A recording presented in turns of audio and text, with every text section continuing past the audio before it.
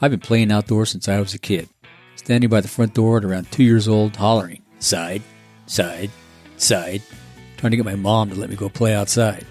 Now, after 30 plus years working in the outdoor business, I'm dropping insider conversations every week with the brand leaders, guides, marketers, CEOs, and others that make the outdoor industry a trillion-dollar juggernaut that drives product innovation, revenue, and public policy for everything outdoors.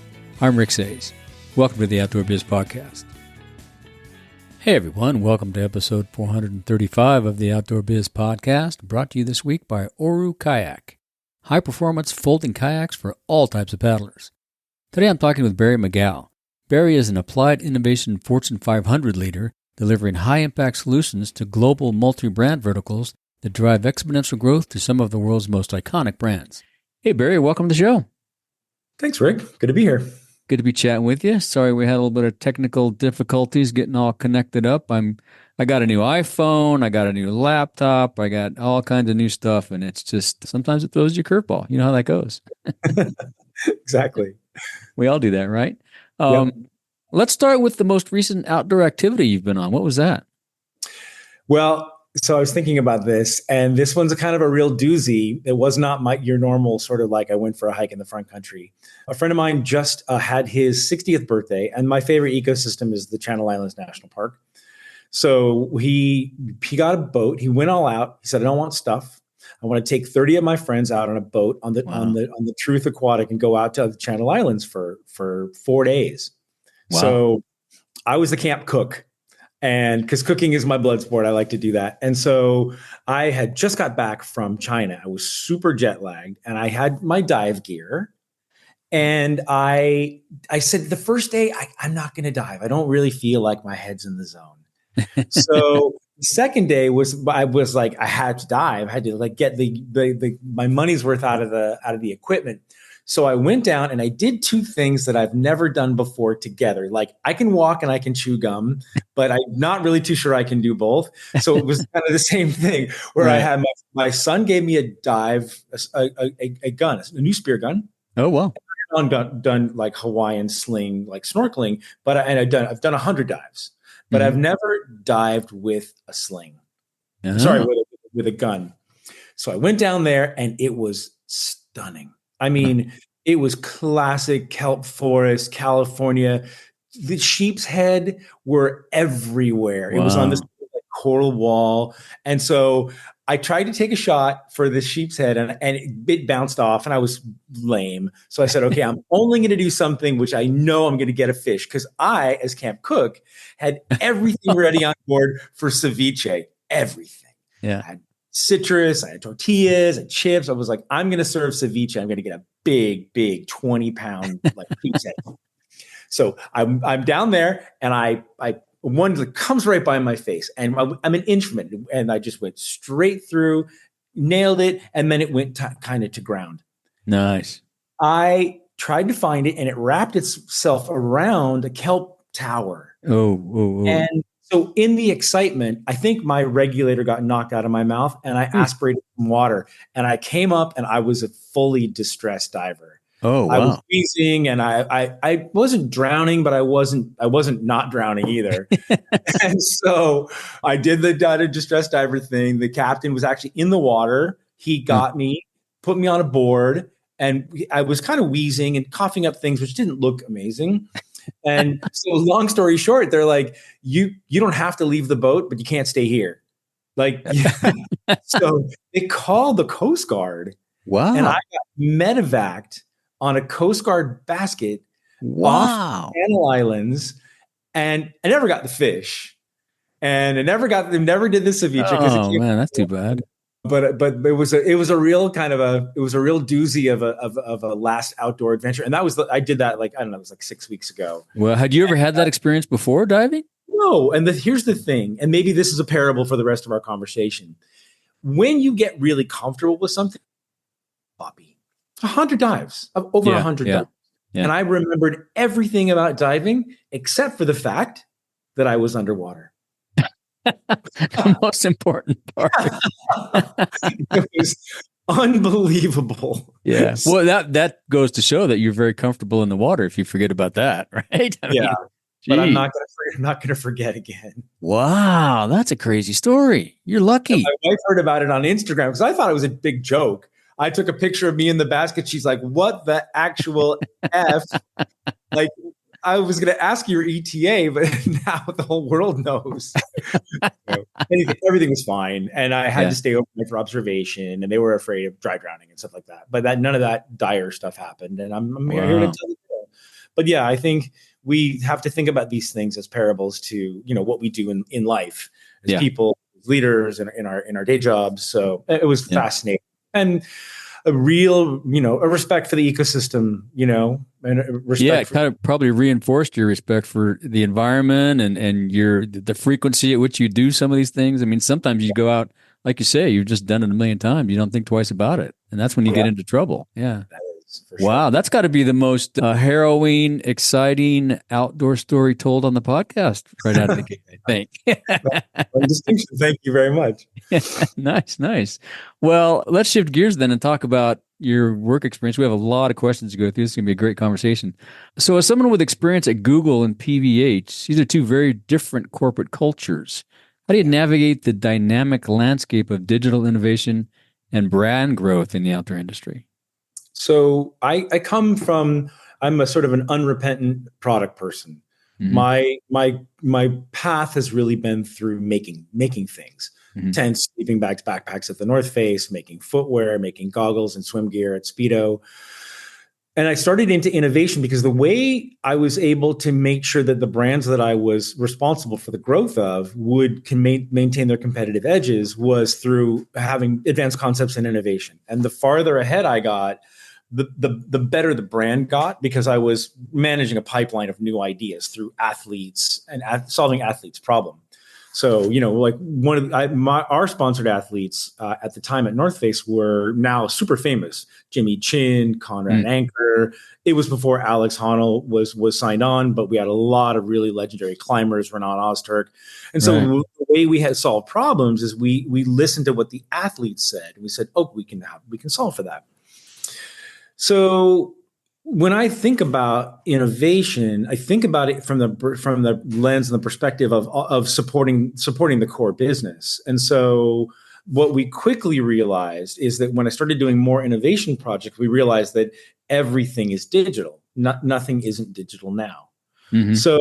So I started working at PVH, really working on digital wearable devices. We did the first and only wearable device for Speedo, which was through a company called Misfit, where we actually worked to have someone write an algorithm that said, when you do this, with your arm over your head and pull forward, that's swimming. That's not waving for help. That's swimming.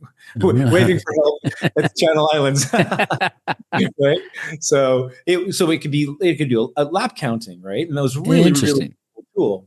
And we realized that everything was digital. So we started working very seriously on these ideas around connected apparel and ambient computing. And there's a lot going on in the world now about ambient. Yeah, it's amazing. Computing. There's a guy called Mark Weiser. He worked at Xerox PARC, and he wrote a really famous paper on ambient computing in the early 90s. And sorry, I got that wrong. In the 80s. Wow, and what he said was soon the way computing was working at that time was that it was one to many. So a lot of people were accessing mainframe's computer. Mm-hmm. Sorry, many to one. And so what he said is pretty soon computing, because of Moore's law, when it gets faster and cheaper and lighter every several years, that computing will be so cheap that you can have many to one. You can have one or two or three or four, right? Yeah. So what did you just describe on the top of the podcast? You said, I just got a bunch of new stuff, right? I got a new wearable device and I got a new iPhone. Yeah. It's got my tech stack is blowing me up. But we all have this, right? So what's happening is there's ambient computing all around us. And as tech gets smaller, faster, cheaper, lighter, and as the consumer experience changes, we expect and desire ways which will be connected, and there's a lot of meat on that bone, right? Mm-hmm, but we expect that it is also a part of what we do. So the way I approach to answer your question is that it's all product. whether it's a digital product or a physical product, At the end it's of the all day, yeah. productization into what is brand growth. So if I'm doing web dev or app dev or working on polymer chemistry, it's all product growth, and it all has to be connected to the brand. And there's different you're just using different technologies, different approaches for each technology. So it's the same thing as designing backpacks or apparel or whatever. It's just more, you're just in the tech side of the world. Does that make sense? In the tech world, they refer to an iOS release as a product. Yeah. So it doesn't have to be something that you physically touch. It can be, people launch SaaS, software as a service products all the time. Right. Interesting. And what do you think?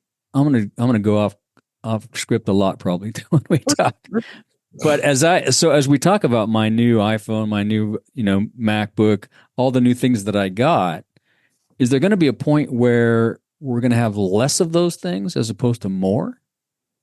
Okay, this is a really big question. So the short answer is you're going to have more. And the reason is because of AI. So interesting. Yeah, so I'm going to go off on a little bit of a tangent, but I think it should be pretty fun. If we think about AI, we think about these ideas around large language models, and they're basically like big library repositories that ChatGPT or another generative AI or white box AI can go in and learn from. It's machine learning and it's accelerated. If we think about how it works, is that AI needs to get smarter all the time. Like one of the things they talked about with ChatGPT 3 was that it could only search on Bing up until the year 2019 or 2020. So it wasn't up to date. So in order for AI to be really functional and not hallucinate and to be useful, it has to learn more. So it's data hungry. And what's happening is we're seeing the exponential rise of AI because it's consuming more data. There's a really interesting paper that was written in 1991 by Google, and it was called "Attention is All You Need." Really, really super famous right now. In fact, there's even a McKinsey article about it just this week. What they said was that from a machine learning model, we're trying to think of it like a neural network where we try to teach it how to think the way we do. So we would want to go through the next logical word. So if you say, my example is the quick brown fox does what? It jumps. Right. So if the model guesses right, the jumps is the right word, then we call it a 1 or a 0. Good dog, bad dog, right? We say, okay, do more of that. And then we say the quick brown fox jumps. What's the next word? Over. Yeah.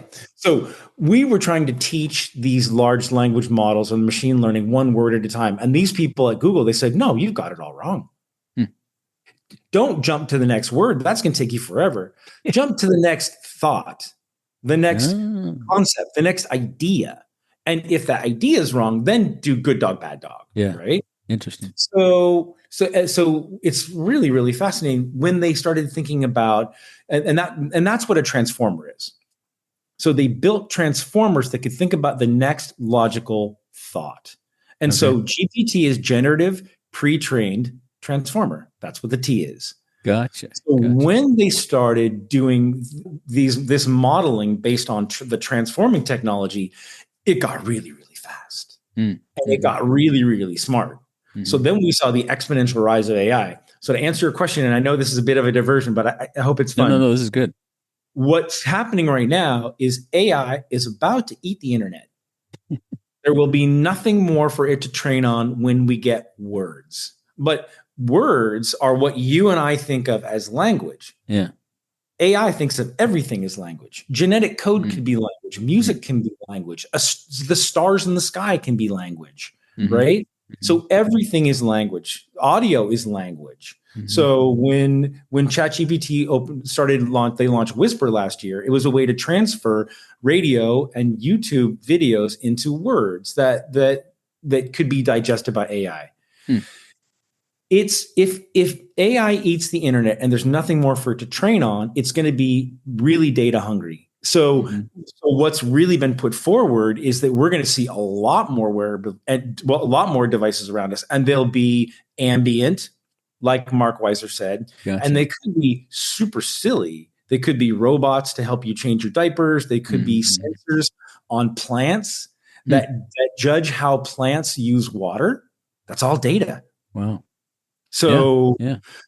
So we're going to see there will be a lot more devices in our future, but they will probably be more ambient, like that sensor on a plant. That's just like a sticker.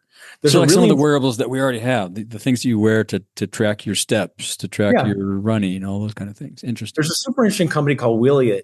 They're based in Israel, and they're fantastic. Wiliot.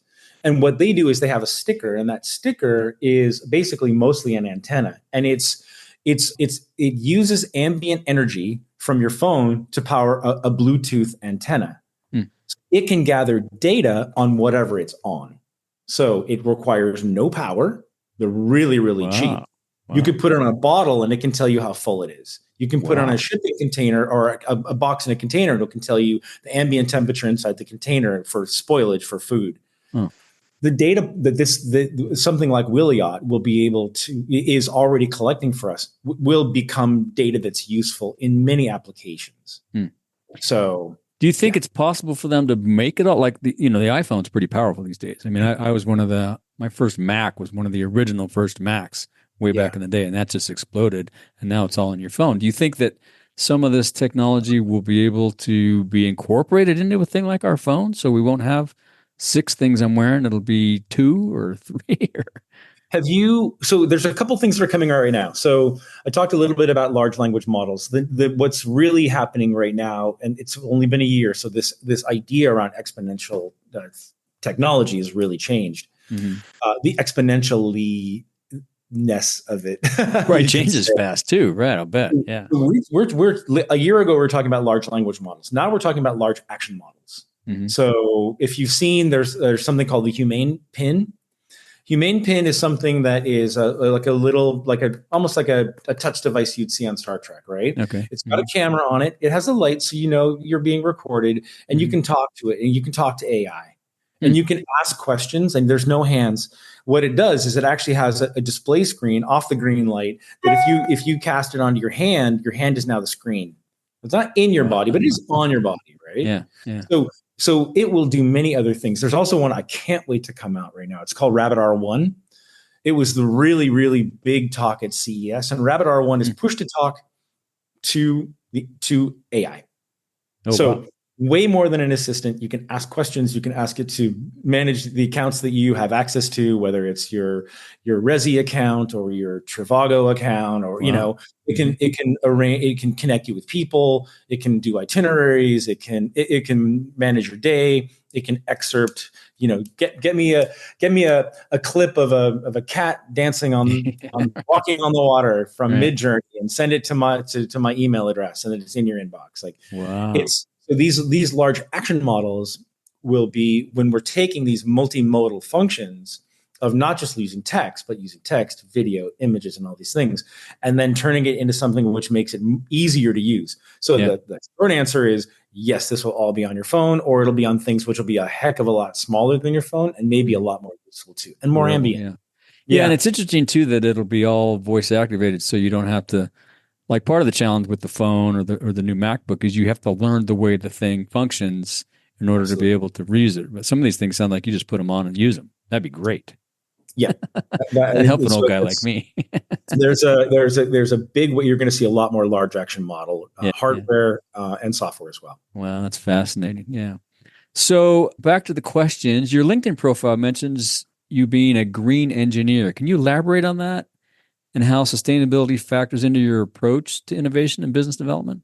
Yeah. So one of the when I started getting into the outdoor space, so I came from footwear, and getting into the outdoor space was really important for us. What was required reading at the North Face were 2 books: Last Child in the Wilderness and Cradle to Cradle, the Donahoe book. Interesting. So started thinking, and they're really, really heady times This was And when did only, you start at the North Face? Sorry. I was there around 2007, 2000 to 2010. Okay. Mm-hmm.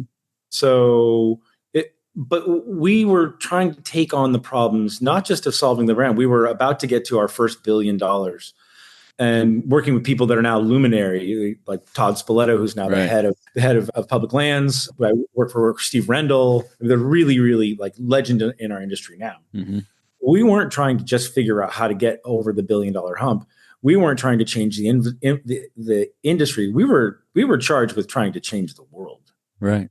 So working with all these outdoor athletes, it became really important for us to really understand what we were trying to solve for on the sustainable business side, sustainable materials side. And at that time, I was also running an advanced concept group. So we started thinking a lot about everything that we could think about. So from connected tents to something called IO gear to sky's the limit, I guess, huh? Whatever you could what's happening brainstorm. at the fiber level, and could we imagine a garment resale or like a garment take back program where we could use all this polyester and then create energy from it? Like, a lot of ideas were coming off of this.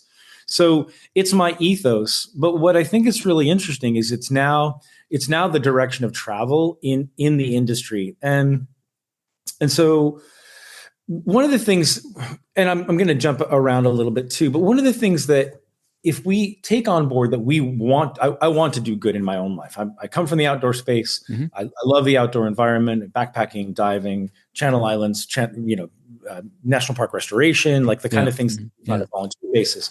So that's my ethos. But we know that we have to do this because if you think about Donahoe and Cradle to Cradle and the fact that there's and what they say in Patagonia, I mean, there's only one home planet. There's only one of these planets that we know about so far, and we're quickly putting it to good use, using the hell out of it. Yeah, we're eating it the way AI is eating the internet. Yeah. So what we had expected, what we had hoped was that sustainability would be driven from the end consumer, or that the end consumer would demand it. And what was really disappointing for us is the end consumer didn't demand it. They may expect it, but they don't demand it, especially at the mass level. And then we said, okay. They're probably not in tune enough as much as you guys are to know to demand it, though, right? I mean, we can't keep track of all. There's so much stuff, like we talked about earlier. It's how do you stay even remotely educated and interested in all of it? It's just crazy.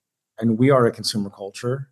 That doesn't make it easy. We thought, okay, well, maybe sustainability is going to come at the brand level. Mm-hmm. And so, but the problem statement there is the brands are businesses and they have to run their P&L. Mm-hmm. You can't fault, people like to fault the brands, and I don't, because this idea around the connection to the core business. And so if we're going to expect the brands to take a margin hit to do the right thing, they can't do it. They have shareholders, they have stakeholders, they're publicly traded, they can't do it. Mm-hmm. So what's going to happen, and what is happening right now, is we will get sustainability, but it will be legislated. So the EU Extended Producer Responsibility Act, the New York Fashion Act, what's happening in California with SB 294, what happened just last week in Paris. In Paris, in France, they decided that they're going to enact a law that says that you're not allowed to throw away or ship out apparel from France to any other country. So if it's in France, it stays in France. It's got to be taken care of in France. So circular solutions will be forced upon brands and consumers because of legislation. And I know that sounds, mommy state, but the thing is, this is a real problem, and somebody's got to be the adult in the room. Yeah. Yes, you're right. And what we're seeing is the ability, and it's already starting to happen. We're on our journey with, let's say, recycled bottles, that we're starting to see that one man's trash is another man's treasure. So it's a resource like anything else. It just has to get to scale. Mm-hmm. So that when we get to scale, it's a no-brainer. So legislation will push the recycling of apparel at scale. And there's a tremendous amount of activity that's happening right now. I'm really excited by, and I worked on a project with Ambercycle in Los Angeles. They have a material called Cycora. And we did a capsule collection for Saucony. It was about 5,000 units. Beautiful, beautiful stuff.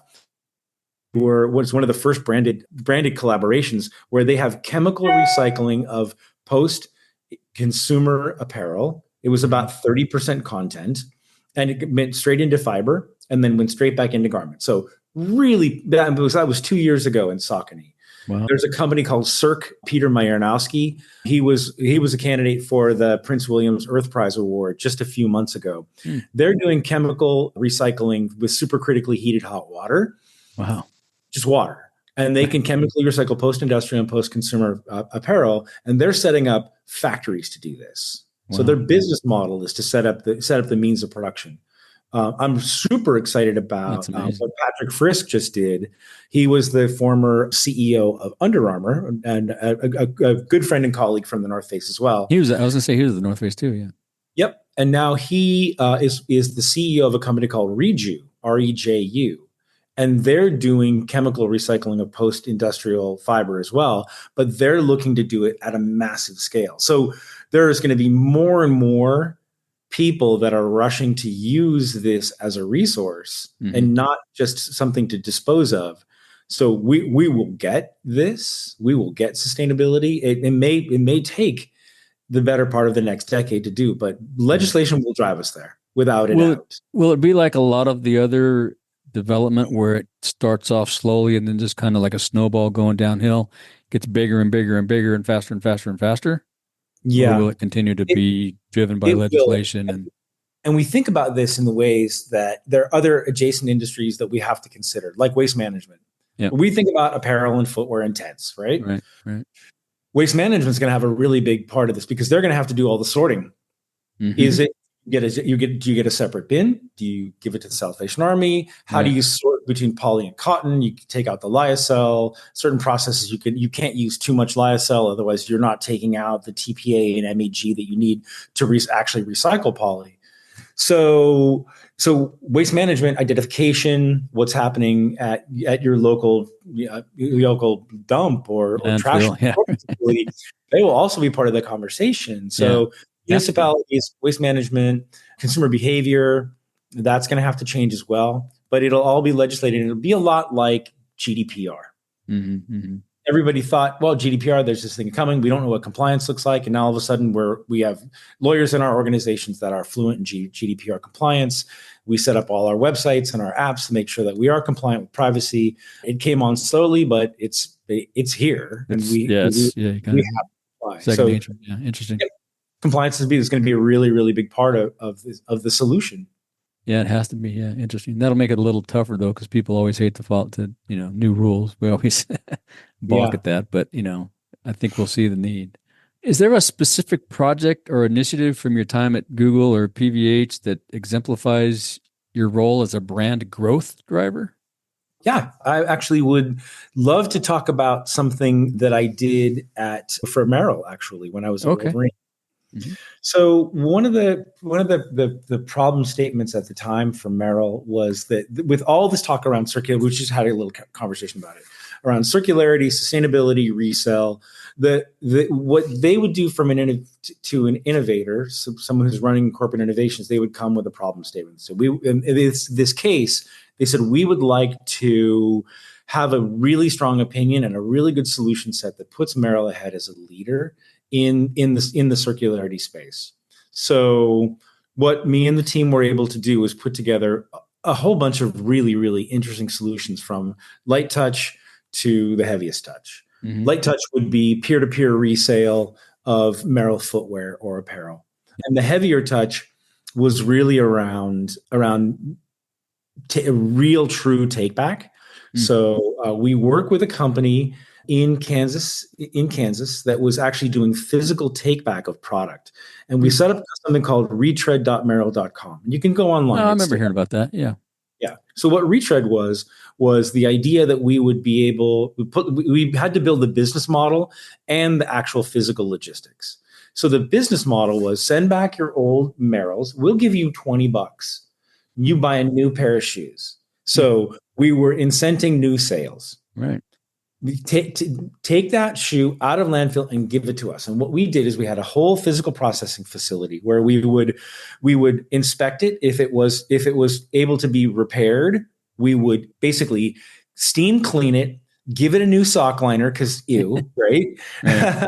Right. And then photograph it, clean it up, photograph it, bag it, and then sell it online for 50% of what the cost of that shoe would be. So we were lowering the barrier to entry to the outdoors, democratizing the attendance in outdoor activity, incenting new sales, taking product out of landfill. And then the ones that couldn't be cleaned and resold, we were literally cutting them apart with a packing knife. And our teams were developing solutions for leather to leather, rubber to rubber, and textile to other. And that other could have been anything from insole boards for footwear manufacturing to the insulation that would go into low-income housing. Wow.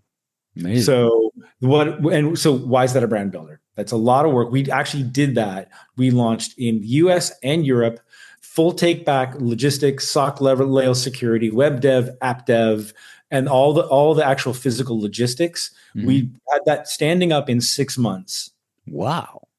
And it was profitable. So what we were able to do is say we built a business model. The model was on basically a revenue share model that would throw off about these forecasts within 3 years to throw off $6 million in bottom line.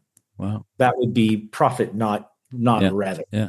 So it became a profitable model that would build revenue, that would build the brand identity and give them a really powerful point of view.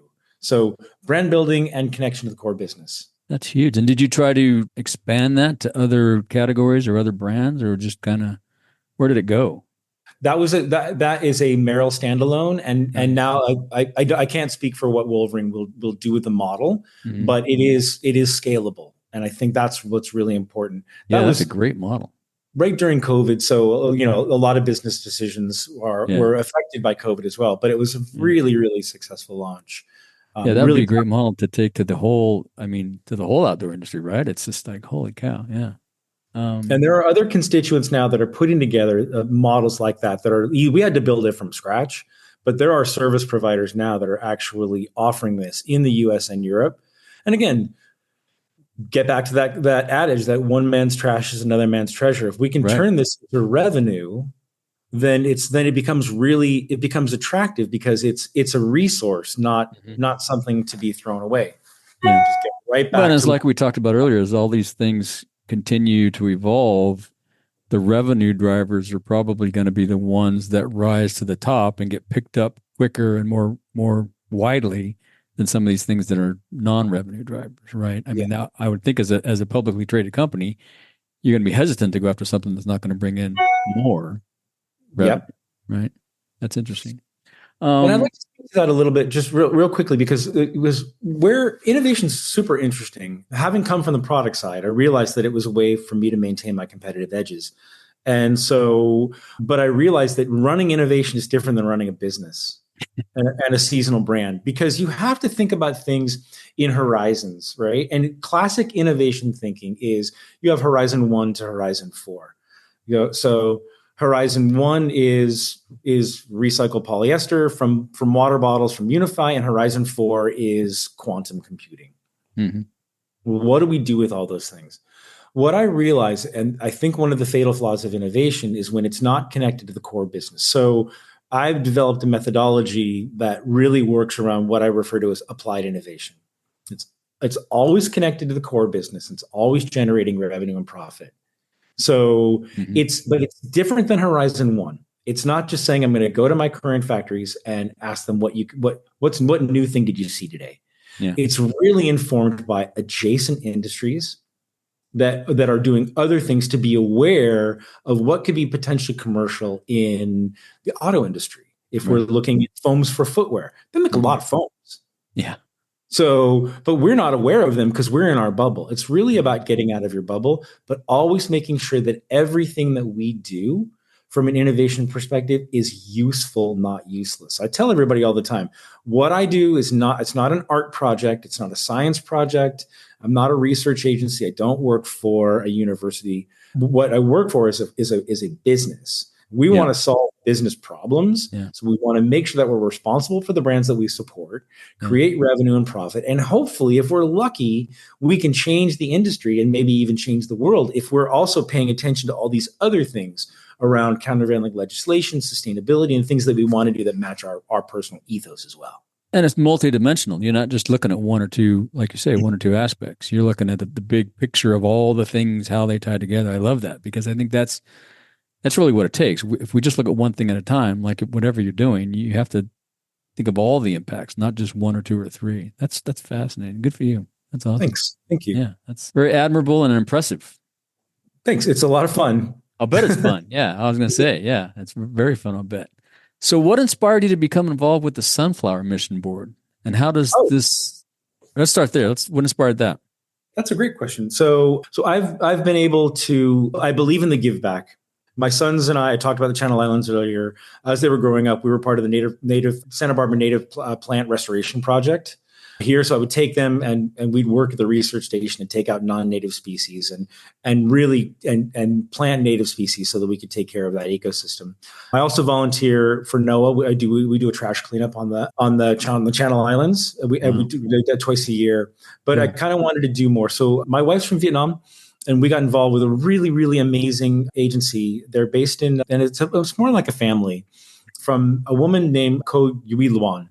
She was the first chief technology officer at Texas Instruments in the 1980s. Wow. She is technically, I would say, a badass. She's to put it lightly.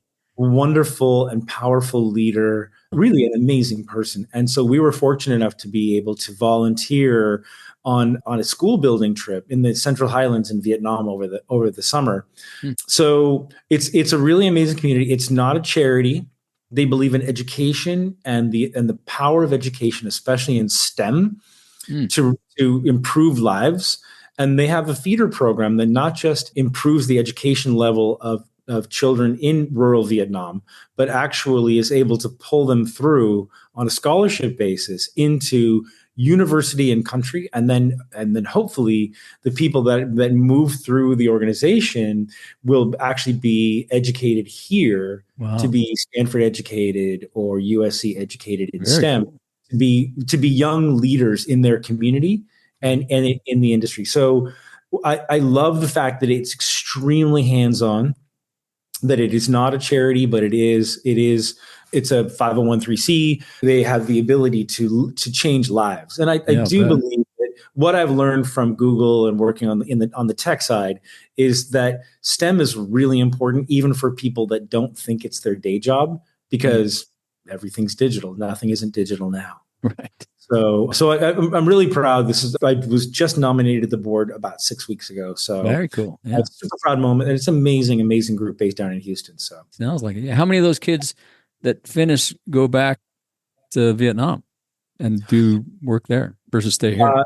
So there's two components to it. I think it's really interesting because not only are they sending kids in Vietnam to school and helping them matriculate better, but it's also taking first generation or second generation Vietnamese young people that are in college here and making them better and more responsible leaders here. So they actually live here.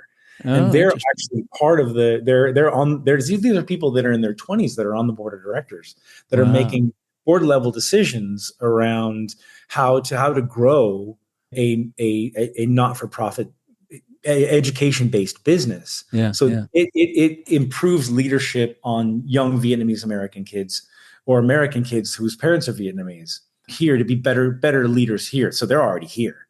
That's pretty cool.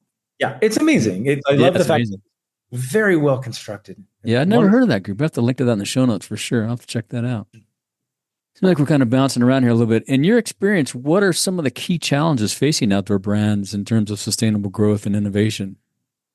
I think we kind of hit on this a little bit earlier. Yeah. But I think one of the key challenges is on the business side. Can outdoor brands really, really maintain their sustainable presence from a margin perspective? So there's going to be all the legislation that's coming out there. There's a lot of challenges in the U.S. market right now. I think that if you think about brands in general, you will find that America is a value market. And there's a tremendous amount of growth and activity at the opening price and volume levels of the market. Right. You're also finding right now, and we can take footwear as an example, there is a lot of interest right now at the high end. So let's just take Hoka for a second. Mm-hmm. Great brand, based in Santa Barbara, wonderful people. Deckers is the reason I moved to Santa Barbara, right? So they had a $275 race day shoe that just came out called the Cielo. And it's interesting because there's a lot of criticism. I don't know if it's fair, but there's a lot of criticism that what's happening from a Nike perspective is that they're really focused on shoes that are around $100, and they didn't realize that people will actually pay a lot more. And in fact, there were 14,000 pairs of these shoes. They sold out on pre-sale on Instagram within a couple of hours at $275. Wow. So brands like On Running, brands like Lululemon, who's had an 18% CAGR over the last 5 years, premium brands, the Vioris of the world, the Hokas of the world, they're finding traction. What's happening right now in the American market is brands that are in the middle, there's kind of a sucking sound. They're distressed. Middle and low end? Or is it low end? The middle, it's tough in the middle. Well, in the middle. Yeah. Yeah, it's easy. It's easier, ironically, at the opening price point. And and if you're finding that if you really know your customer, if you really, really know your constituent, then you can say, I'm a Black Diamond. I know who I'm selling to. We're going to sell premium product, right? Sell no wine before it's time, right? Well, that makes sense because if you're buying at the low end, it's probably something that's more consumable and more, not as specialty and durable, just a basic thing that you need. And then if you're finding something that you want to last and you want to do it for performance, you're buying at the high end. The stuff in the middle doesn't mean anything to anybody. So That's interesting. And so you have value, middle tier value brands. Yeah. They're having a tough time right now. And so they're really trying to seek identity and engagement at their price point levels. But that has a lot to do with where the American market and where the American consumer is right now. There's a really interesting report from Circana last week.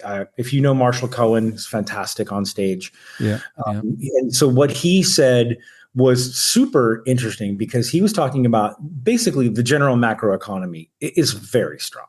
Mm-hmm. So we see inflation being tamed, real wage growth growing. In the U.S., the macroeconomic state is really, really good. Yeah. But the apparel industry is having a tough time. And the reason is because he described something called the food shadow. I'd never heard this before. Never heard of this. Huh. And what he said was over the last 6 to 8 months, the prices of food have been going up faster than the price of consumer goods. Okay. So when you have wallet share of wallet or purse, right? Then if you're spending most of your money buying food, you have less discretionary spend. Gotcha. But now that inflation is coming down, especially these food, that shadow of what's taking that percentage of wallet is gone down. So as the share of wallet size goes down for food, consumer packaged goods, footwear, apparel, things that we sell, they're forecast to jump back up again. They're going to come back. Yeah, that makes sense. Yeah. So from a macroeconomic perspective, Circana is looking at apparel specifically as being down in dollars 4%, up in units 3%. But looking at having a pretty strong third or fourth quarter is what we're hearing today. Interesting. But it's certainly tough out there, and there's a lot of conversation around how brands. So this is back to your question, Rick. What are the challenges that brands are having? A lot of the growth that's coming from brands is item driven. Think about the 40-ounce Yeti coffee cup. Yeah, makes sense. Yep. Everyone's got to have it, right? Yeah. So it's going to be really weird for a while, and it's going to be really item driven. And brands are going to struggle for traction in their lane. And it'll probably be item driven by brand as well. Certain brands are going to sell certain items in certain categories better. They may have the other categories as well, but somebody's got a better product. So that's always been the case. But if it gets more striated like this, it'll make it worse or make it more challenging, I guess. Yeah. Hey, would you kayak more if your boat fit easily in the trunk of your car or the back of your car? No roof rack needed? No, seriously. I'm guessing you'll paddle more if you don't have to go through the process. Move the car, get the ladder, remove the kayak from the racks in the garage, put the racks on the car, load the kayak, then do it all over again when you get to the water. Get the step stool, unload the kayak. You know the drill. Oru Kayaks to the rescue. They have transformed the way we connect to the outdoors. Oru kayaks are lightweight and incredibly strong. They fold down to fit in most cars. Oru's innovative origami-inspired living hinge lets you assemble them in about 1 minute, and they're designed for versatility, able to handle calm lakes, rivers with mild currents, and even coastal waters with ease. And Oru is offering Outdoor Biz listeners a great deal. Go to orukayak.com and use code ODBIZORU15, that's ODBIZORU15, and get 15% off your new kayak today. That's ODBIZORU15, and that code is good until July 31st. Get on it. Then send us pictures of your first adventure. Now let's get back to the show. Could you share some strategies or best practices for fostering a culture of innovation within a large, let's go mid-sized to large corporate environment? You've done that in both places, I think. Yeah. So there is kind of getting back to this idea around applied innovation. There are a few sort of tenets that are part of my approach to it. And the one is for sure is always being connected to the core business and having applied innovation. What's really important is that you have to be able to we do something really weird. These are the competitive edges of brands. And when someone comes out with a new innovation, they want to talk about it. Okay. Yeah. But as an innovation division, you don't own a P&L. And so you have to do something which is really, really interesting is you have different currency, and your currency is really around influence. So there's a woman that I love, and everyone in our community loves her. Her name is Amy Webb. We just saw her at South by Southwest nice. A couple of weeks ago. She's got something called Future Today Institute. And so she wants to talk about talks about all the time, tying foresight to business. Same idea. So her idea is create a vision, ask why it matters, do a SWOT analysis by focus area, develop a strategy, make a plan, and execute a plan.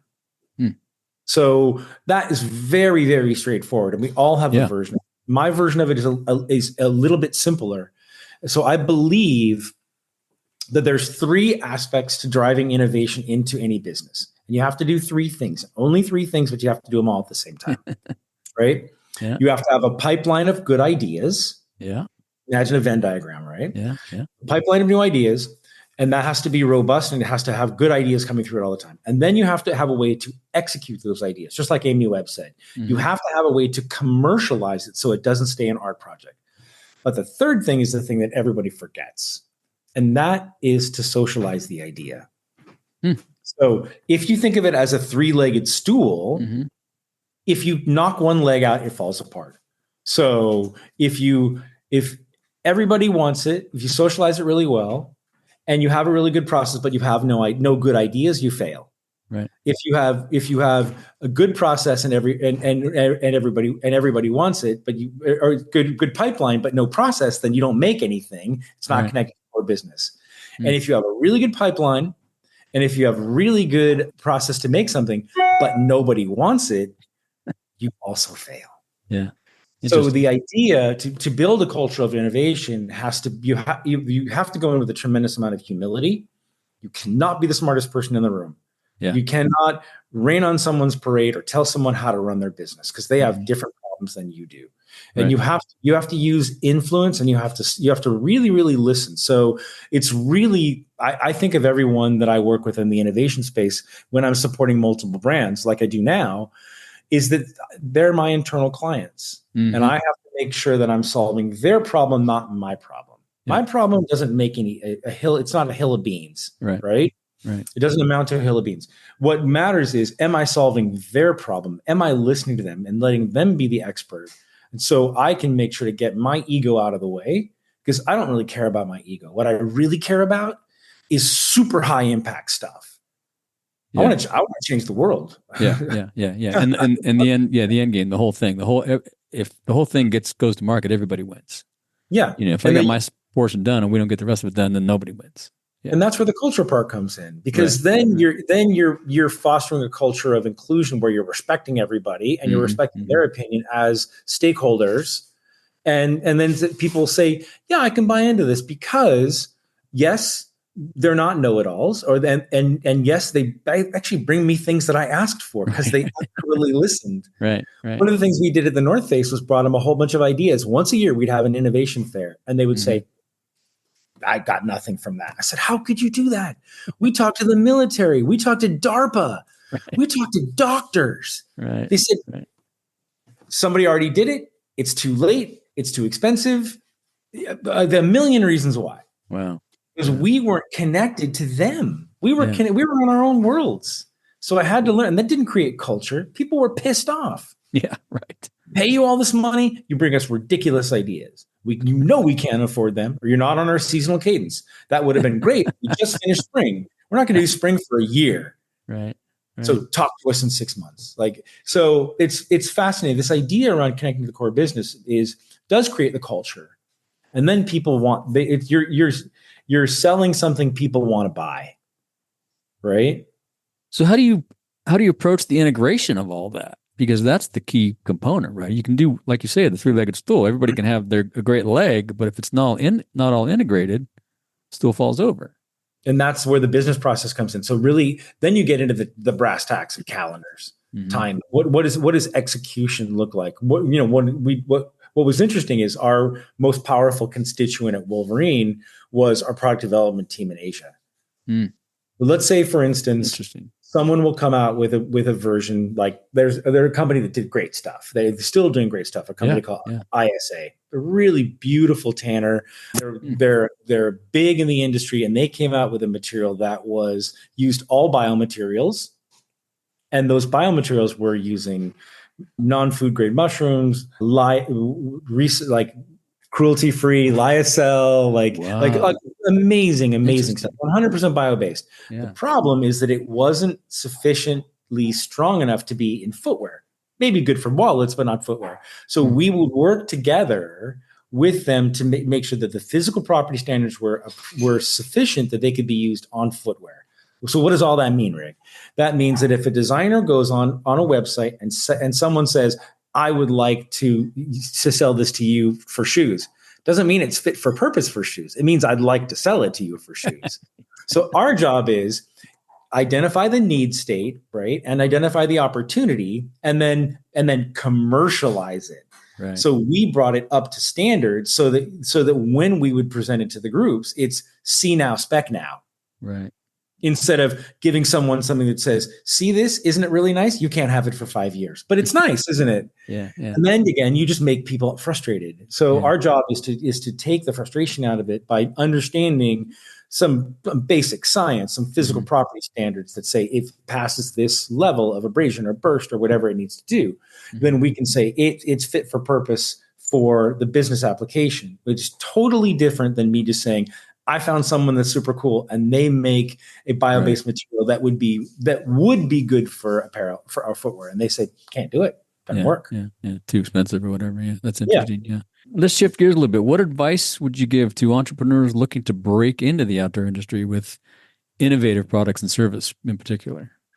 I love the startup community, and I work really, really closely with startups, early stage, late stage. At PVH, we were part of Fashion for Good, and they do an incredible job helping to incubate and accelerate.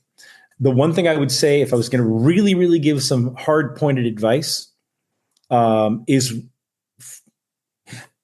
people that come up with good ideas have a tremendous amount of author's intent, and they're usually way smarter than we are from a science perspective, especially on the raw material side.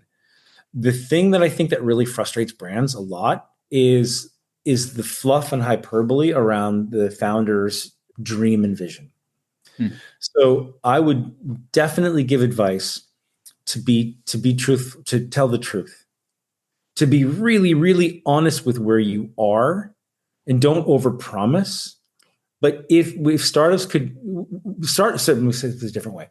Startups that are really, really straightforward with what they can do and what they can't do, they go faster, farther. They go farther, faster.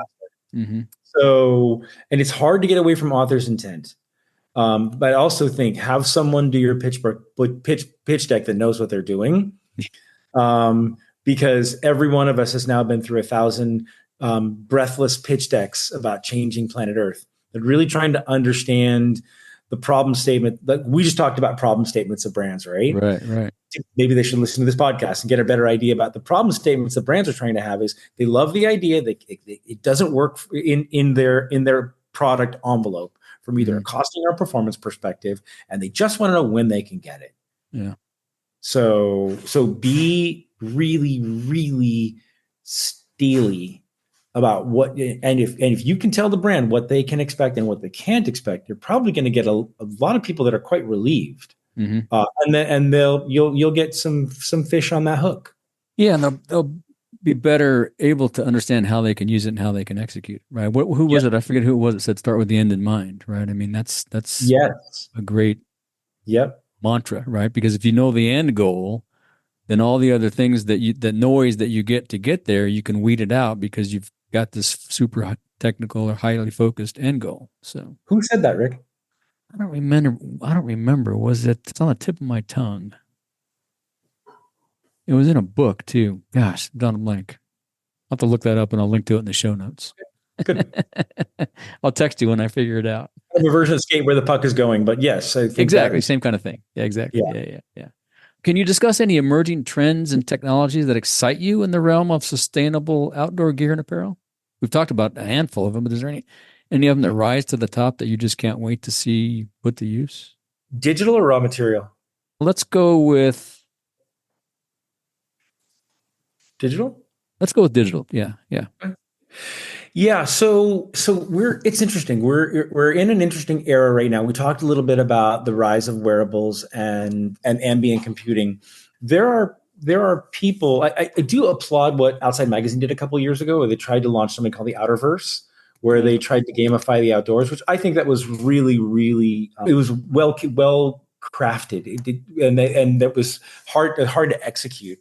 But I do really think that there's something out there around, I'm going to use the word gamification, but I don't mean it that way. What I mean is the ability to pull data away from your experience that will be useful, not silly, not stupid, but really, really useful. So like I really like these guys. We're talking about startups, right?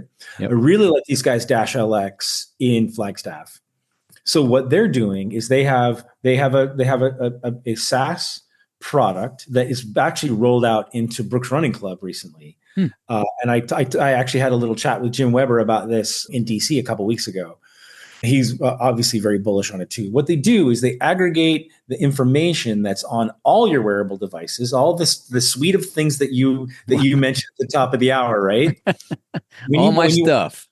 Yeah. And when you opt in, you say, yes, I will allow you to know what I did. So let's say, for instance, your iWatch is on you, but you don't take it when you swim. Or I don't run with my phone, but it captures other data around sleep or something like that. Or your Whoop is on you all the time, but what if it wasn't, right? Mm-hmm. And they match that with ambient data. Ambient data would be, where were you when you did that activity? Were you at 1,500 feet? Was it cold outside? They can match it with Google Maps data. They can match it with other ambient data too. Mm-hmm. And what they do is they give you a whole picture of what you did 24 hours a day, 7 days a week. And they can map trend lines, and then they can allow a brand have an experience with you. Oh, I saw that you're running at altitude and the UV level was 90 that day. Yeah. You need some sunscreen. Yeah. Or we can help you train with better to help you prevent injury. Or there are many, many ways that brands can have a conversation, an opt-in conversation, right? Right. You say, I want this, right? Mm-hmm. And then, so what that's doing is that's building brand and it's building experience. So we're going to see a lot more of this ability to be able. So I love Dash LX, and we're going to start to see more and more people that are going to be using technology in useful, not useless ways. It's not just grabbing an NFT on a trail. It's not that. Right. It's really around improving your experience, improving safety, giving you a brand connection, giving you a connection to the outdoors, inspiring you to do more and to do an ultra, right? Right. I think it's really, really important. So exciting. I do see a lot of exciting technology that's being driven by this. Yeah, I'll bet. Yeah. And I'll bet it's going to continue to, probably, do you think initially when it comes out, it's going to be another one of those things like all the techs, like, whoa, which one of these am I going to choose first, or is it going to be overwhelming, so to speak? So like if you're talking from a brand perspective, like in this particular application, there's already an app. So if you have the Brooks Run Have the Club app, right? Yeah. it improves the functionality of the thing that you already have. Gotcha. And that's what we're going to see. That's the great. application. And everything that we're seeing from an AI perspective. Remember, AI it's not a thing, it's an ingredient. Right. It's an accelerant to every other ingredient that you already have. It's just going to make it go faster. More intuitive. Yeah. So that's great to get to that stage of improving what we've got, because for a while we've been at the stage where it's just more. It's like, wait a minute, I got something that already does that. How do you make this do that better? That's awesome. Yeah, that's great. Yeah. How do you personally stay connected to the outdoor lifestyle amidst all your professional endeavors, and how does that influence the work that you do in the industry? Yeah, I am fortunate to live in Santa Barbara. Yeah. I really, really am. I think we have such a wealth of easily accessible nature around us. So if I can do a front country hike, one of the things I have to say that COVID was not a good thing, but it allowed us to do different things. And one of the things that we did here is we explored an area that's just north of here called the Gaviota Coast. No, it's beautiful. And they started opening up more trail systems up there and more land trusts and preserves. So what we found during COVID was that we couldn't hike in the front country because hikes were either closed or they were really crowded. But we could go up the Gaviota Coast, which was unspoiled, unbelievably beautiful. Find these things we called them secret beaches. And we'd find these secret beaches that you have to kind of scramble down a hill or go down on a rope. Nice. Wow. Amazing. So we were able to learn how to better explore our ecosystem here. So I do try really hard to make sure to really immerse myself in Santa Barbara, and then that practice of, and also I have my own personal discipline where I work out every day. Same. So if I work out every day, then I'm also starting to do things that I wasn't able to do. Like I can run again right now, which is really interesting. Oh, good for you. So I've kind of incorporated running back into my paradigm. Like when I went to TRE, I stayed in an Airbnb and they didn't have a gym. So I ran Austin. Yeah, cool. Running Austin was great. Yeah, awesome. So, but I think it's really important. So my commitment to working out every day, and what we're talking about, things like muscle confusion and things like that, varies my workout. It gets me outdoor, clears my head. It takes all this stuff, all the things that we have to track, because when we're tracking the future, we're tracking everything, which means all of this is nuts. What's coming on in your front windshield is insane. Yeah, none of nuts. It with AI. Yeah, you need that time in the outdoors. Yeah. You really, really need it. So I agree. It clears the head, takes you right back to where we came from. Yeah. So this is probably the hardest question I ask in all my interviews. Okay. What is your favorite piece of gear or most used piece of gear under $100? Okay. So I thought about this, and I'm glad you previewed me on this, because I had to think about it. So from a backpacking perspective, and it's only under $100 because I think I got it a long time ago, but I have two pieces that go really well together. One, and they're both black diamond. Okay. One is my collapsible BD trekking poles, because they're awesome. Yep. And they're really, really easy for backpacking. And then that's part of the system where I use I think at the time, I think they called it the mini mid. I think they call it the mega light now, which is basically like called the miniature circus tent. Yep. That's the mega mid and the pyramid and the mini mid, I think. Yeah. Yep. Yeah. Oh, it might be the pyramid. Might be the pyramid. That is it weighs those are great. Yeah. It's like 13 ounces. Yeah. Right. It's really, really neat, and it really, really works. Yeah. And that as a system, Might be a little bit more than $100, Rick, but Yeah, that's but right. but that's actually like I loved, and I only use it when I go backpacking and I have to really really manage weight. Yeah. So because on the Channel Islands, when we go out to the Channel Islands, I go every year. I take all my friends to the Channel Islands, and we basically kayak our stuff to the beach, and we stay Oh, for a right. week. Mm-hmm. Yeah. And that's a totally different, like a wilderness trip. Yeah. But we're not weight constrained because it's just how many trips we want to make in a kayak. Right. So so my best piece of gear for that one is a Yeti cooler. Ah, there you go. Keep the beer cold. Strap it on the boat. Keep the beer cold. Exactly. That's perfect. Yeah. Yeah. Yeah. Those So it pyramids are depends great. on- We made a couple of those at Dana Design too. They were fabulous. Yeah. Back in yeah, the day. Yeah. Cool. wonderful. How about a couple of your favorite books? Can you narrow that book list down to a couple? So I mentioned a couple that were kind of classics, Mhm. Last Child in the Wilderness, Cradle to Cradle. But I actually will challenge you back and say that I think I will share with you a little bit more sort of blogs and podcasts instead of. Oh, yeah. Okay. Good one. So there is someone that I really, really like who's fun. His name is Rohit Bhargava, and Mm. he writes a book called Non-Obvious, where he lays out non-obvious trends every year. And he has a really fun newsletter that's easy to sign up for. It's super, super easy to read. You can get it in your feed, get as an email blast like once a week. Cool. So Rohit Bhargava Non-Obvious is a lot of fun. Tech is really hard to keep track of right now. I can imagine. So I do have a couple favorites. I love something called TLDR. And in I've heard of Google, that. that means too long didn't read. Okay. So, and it's exactly as advertised. They have TLDR and TLDR AI. I would recommend, if you want to know what's going on with tech, do that. Okay. It's very, very easy. It tells you how long the reads are. It's hyperlinked to other articles. It's really well curated. You can get really weedy if you want to, but it has some other really interesting stuff that was happening from SpaceX to Google Llama announcements to how people are using, just to understand how people are using ChatGPT and AI for code in GitHub. I mean, you learn a whole new language, and this is a language that we have to learn, right? Yeah, we've got to stay up with it. Yeah, it's changing So I would fast. definitely say TLDR. If you want to know a lot more about AI, A16, Andreessen Horowitz, they have if you go onto their site, the A16 blog is really, really good to sign up for.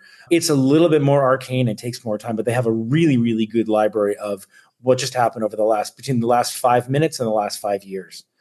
MIT Technology Review is amazing, actually. So I would definitely Harvard Business Review is something that I try to read on a regular basis. McKinsey has actually been really, really good these days. If you get onto their distro, they'll send you something that will be based on what you want to know about general trends. They'll send you the chart of the day. McKinsey's really, really good for the zeitgeist. Oh, cool. And I'll mention one more thing. When I was at South by Southwest, I had the pleasure of being able to listen to Vox Media's a couple of live podcasts. Yeah, And one of them was the Pivot podcast. I've heard of that. Kara Swisher, she's a tech veteran, and she wrote something called Burn Book, where she's very acidic. They both are, actually. And it's her and Scott Galloway. And the Pivot podcast is a lot of fun. Oh, The that'd be banter, good. it can be really like potty humor, but it's dumb. But it's also like they're very, very smart people. Exactly. And they know their onions. They really do know their onions. Yeah. So I love the Pivot podcast. So there's a lot of fun podcasts out there like this one. There's a million fun ones. Yeah, yeah. But I would definitely recommend like thinking about reading material is changing so much. And I don't have so much on I buy books. I have stuff on my bedside table, but it's really because we're so busy, and because you can do it in blogs and podcasts, and changing your feed by subscribing to things like TLDR become really important. You just get smarter. Hopefully. Yeah. And it gives you the variety. I always try to change that up a little bit. I'm the big Audible guy and podcasts because I don't have time to read as much as I used to, and anytime I get a workout in or whatever, I can stick either one of those in my ears. So it's great. Yeah, I love that. Yeah. And do you have any advice for folks looking to get into the outdoor industry? Yep, I do. I think my advice would be you should do it, and just make sure that do it yesterday. you should get after it. I mean, one of the things that they talked about in Last Child in the Wilderness was this idea around nature deficit disorder. Mm. And they postulated 15 years ago that we would start to see the effects of children that had too much media. This is before social media. This is just like basically talking about TV, right? Right. And video and cable. If you look at I love a couple of things. So in this discipline, in innovation, every quarter I start the year with what I call the predictive quarter, which I look at CES, so what's happening on the hardware side, National Retail Federation, because and that's also becoming more of a software show. Yeah.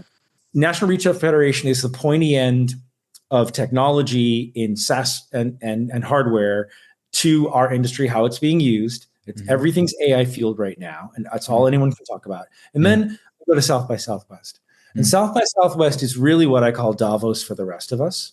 Interesting. And South by Southwest is the intersection of media, the creator community, technology, policy, politics, less politics this year, but people will tell you how they're running their businesses, and they'll tell you what they're going to do. And you get really high powered people like you can see Kara Swisher and Scott Galloway, right? Right. What I try to do at South by Southwest is I try to pull out red threads.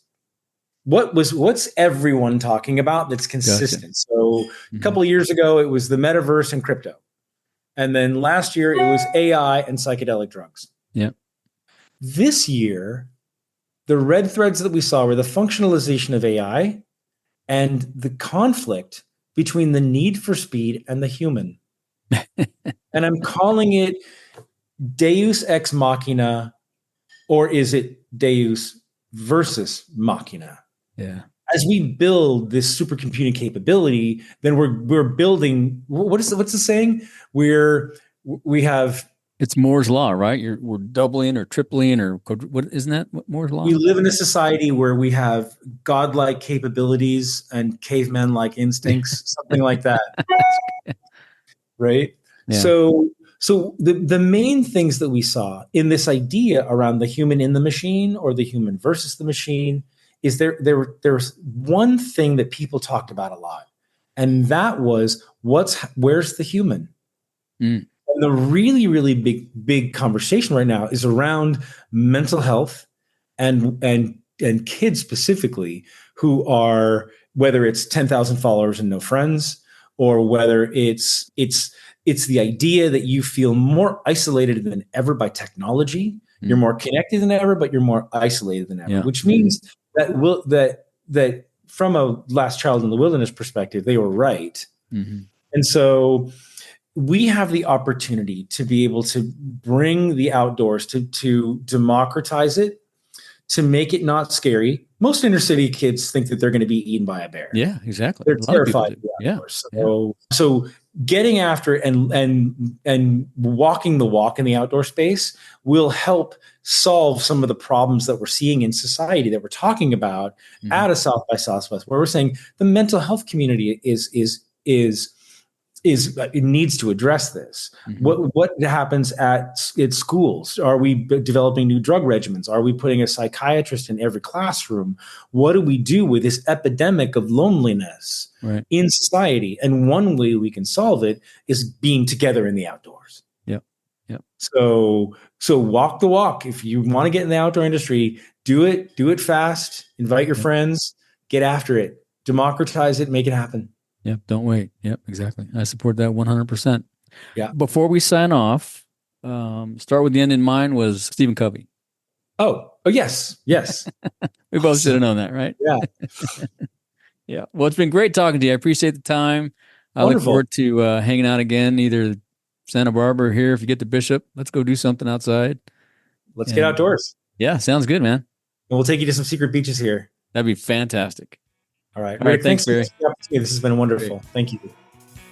Thank you for joining us on another episode of the Outdoor Biz Podcast. Be sure to visit our website, theoutdoorbizpodcast.com, where you'll find show notes with links to everything we talked about and more. Subscribe wherever you get your podcasts so you don't miss a single episode.